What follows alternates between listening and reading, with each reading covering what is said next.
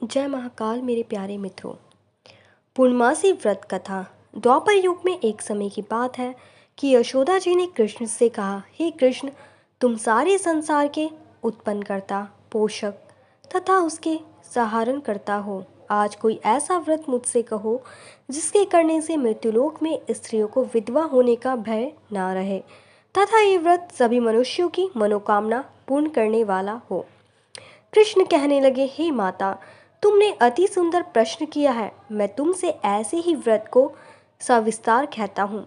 भाग्य की प्राप्ति के लिए स्त्रियों को 32 पूर्णिमासियों का व्रत करना चाहिए। इस व्रत के करने से स्त्रियों को सौभाग्य संपत्ति मिलती है। यह व्रत अचल सौभाग्य देने वाला एवं भगवान शिव के प्रति मनुष्य मात्र की भक्ति को बढ़ाने वाला है।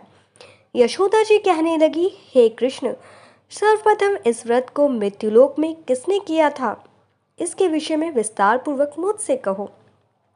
श्री कृष्ण जी कहने लगे कि इस भूमंडल पर एक अत्यंत प्रसिद्ध राजा चंद्रहास से पालित अनेक प्रकार के रत्नों से परिपूर्ण कातिका नाम की एक नगरी थी। वहां पर धनेश्वर नाम का एक ब्राह्मण था और उसकी स्त्री अति सुशीला रूपवती थी। दोनों ही उस नगरी में बड़े प्रेम के साथ रहते थे। घर में धन धान्य आदि की कमी नहीं थी। उनको एक बड़ा दुख था कि उनकी कोई संतान नहीं थी। इस दुख से वह अत्यंत दुखी रहते थे। एक समय एक बड़ा तपस्वी योगी उस नगरी में आया। वह योगी उस ब्राह्मण के घर को छोड़कर अन्य सब घरों से भिक्षा लाकर भोजन किया करता था। रूपवती से वह भिक्षा नहीं लिया करता था।